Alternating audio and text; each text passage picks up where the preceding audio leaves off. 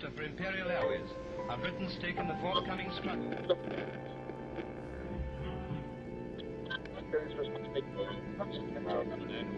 Begins into the hour. Movie turn aloft in a 150-mile-an-hour plane is soon outdistanced by the amazingly powerful flying boat. The first of the new Empire flying boats is on the slipway, a giant luxury liner. The history of flight is the history of Dubai.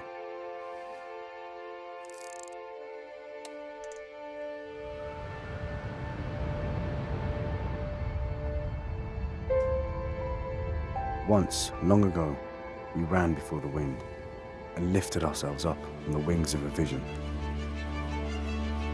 to see beyond horizons, to think beyond all possibilities, to salute the future.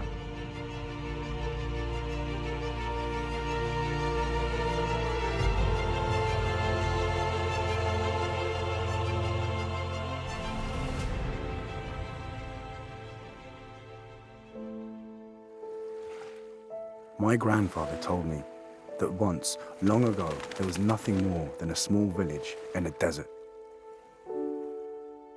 And this village had better odds of melting into the sands than rising as a city. But it did. This is a story of transformation, courage, and vision.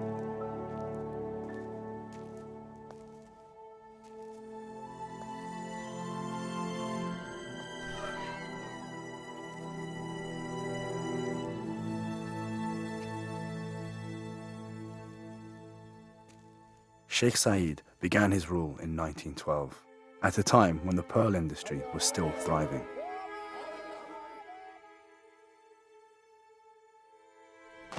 But by 1930, this had collapsed, and the Sheikh realized that his people would face poverty and uncertainty. Sheikh Said had to change their destiny and explore other opportunities. لما صارت انكسار اللولو فلسوا. Sheikh Said did not crumble in the face of misfortune. Instead, he rose to the challenge. الشيخ سعيد رحمه الله يمثل جزء هام من تاريخ دبي، يعني من تاريخ العمران في دبي. الشيخ سعيد كان معروف بالتقى والنزاهة والورع والحلم والشجاعة وقوة البصيرة. At this time in history, a sand runway in Sharjah provided the only landing place in the Gulf for British planes.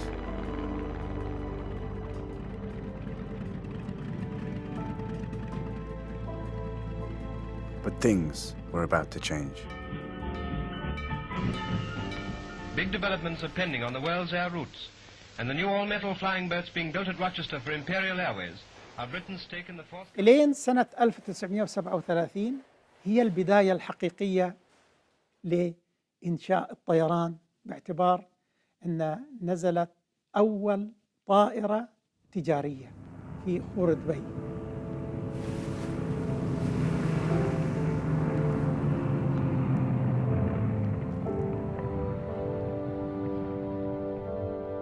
My grandfather once told me that when he was out in the desert, he heard a rumble in the sky. And then there was a big splash. This was the arrival of the first flying boat. The passengers had just undertaken a 4,000-mile trip from England to India in short hops. And one of the hops was Dubai. دبي أول بلد في هذه المنطقة تأتي إليها الطائرات البحرية. On the other side of the creek in Dera, there was a small jetty, which was known as BOAC jetty. And the reason for that is that when the passengers landed from the flying boats at night, they landed on this small jetty. The real purpose of these flying boats was not passengers, it was for mail. In 1937, the British government approached the ruler of Dubai with a request for landing rights. They were willing to make small payments to the Sheikh so that the flying boats could land on the creek. After negotiations, Sheikh Saeed bin Maktoum Al Maktoum accepted the agreement, and the rest is history. Or should we say, the rest is the future. The destiny of the little Sheikhdom was about to change forever. الشيخ سعيد وقع اتفاقية طيران مع بريطانيا بالرغم من المعارضة اللي كانت عند الآخرين أن الإنجليز بيتدخلون في شؤوننا بيتدخلون في بلدنا، ولكنه هو رأى أن هذا بيكون مصلحة للبلد وللشعب. فتعتبر أول اتفاقية جوية مفتوحة بسماء مفتوح توقع من قبل أي دولتين في العالم. إنشاء مطار في ذلك الوقت في عهد الشيخ سعيد بن مكتوم، هاي في الحقيقة يعني دليل على بعد نظر هذا الحاكم. Over his lifetime, Sheikh Saeed ensured the growth of his nation and he nurtured the emergence of a modern city. By 1947, aviation technology had become more sophisticated. Planes could now fly further, and the hops and stops in the creek were no longer necessary. And what did this mean? The flying boats stopped landing in the creek.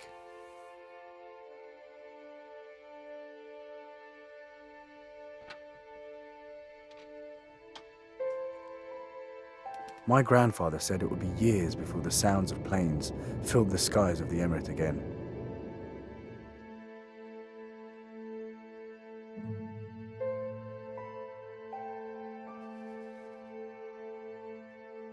In 1958, Sheikh Saeed passed away, and Sheikh Rashid became the ruler of Dubai.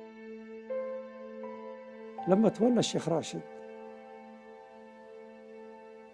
تغيرت الأوضاع وصارت نظرة الشيخ راشد أوسع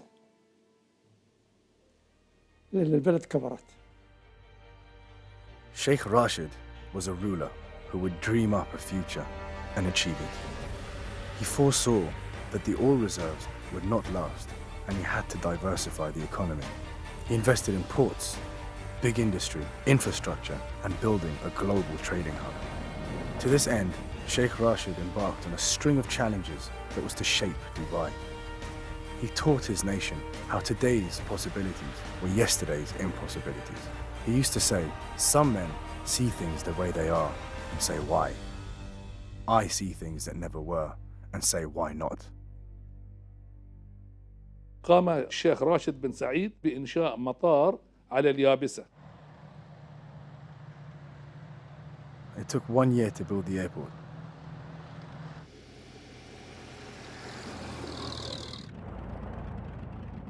هاي المطار كان عبارة عن مبنى وعن مدرج. المدرج كان معمول من الطين والرمل المضغوط.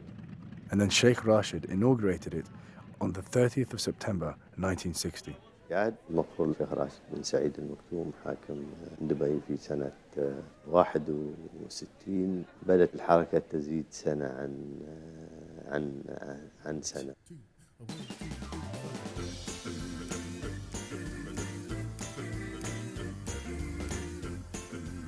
The airport project was so successful that in 1970 it was decided to expand the structure of Dubai Airport.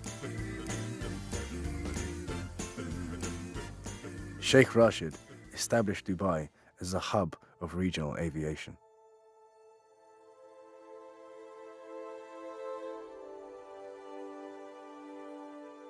فقام الشيخ راشد بن سعيد ببناء أول مطار حديث في 31 مايو من عام 1971.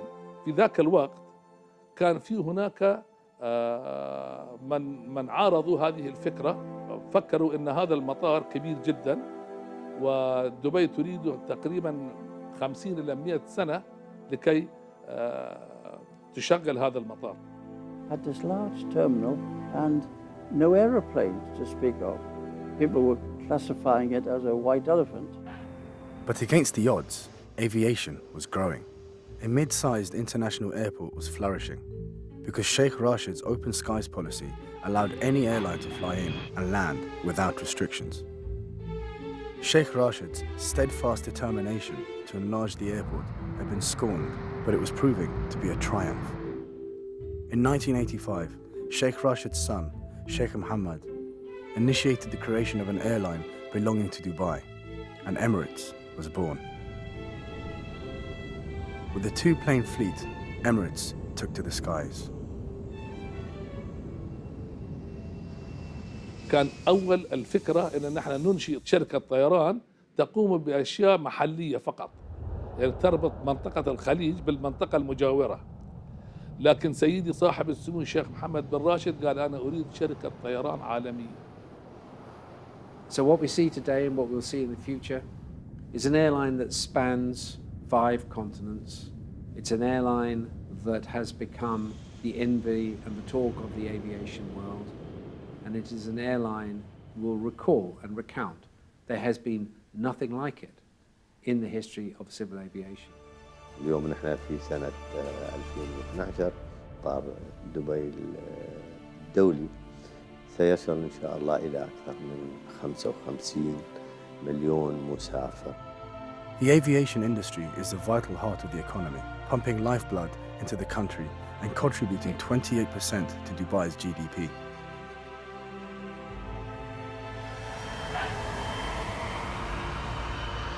This is the fastest growing airport hub in the world that flourished into a phenomenon beyond imagination.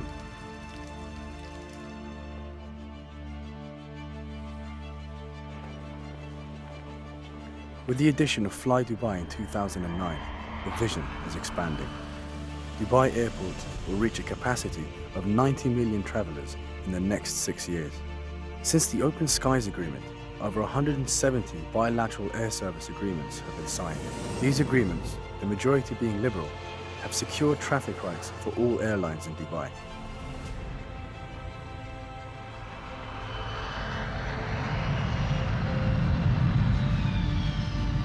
And soon, the Al Maktoum International Airport in Jebel Ali will meet the requirements of the future, handling 160 million travelers by 2020.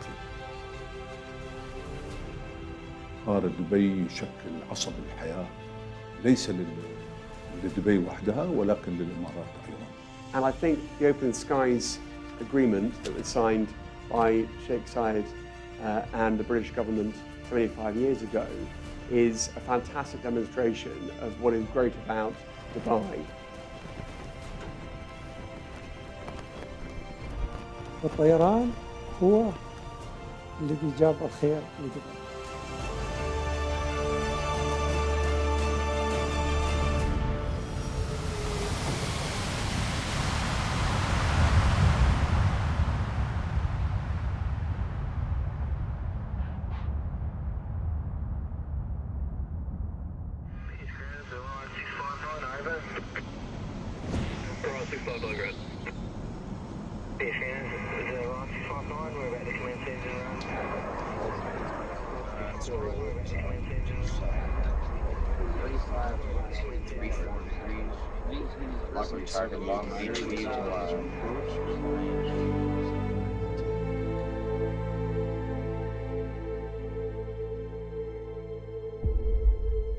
This is my city,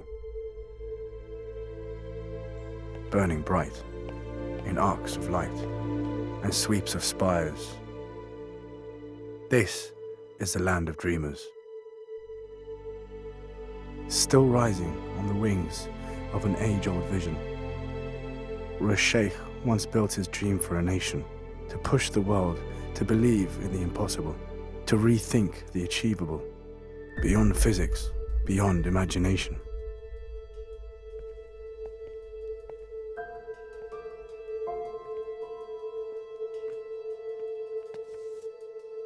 As we launch forward into uncharted space, we remember to look back with pride, honoring those who gave us this gift.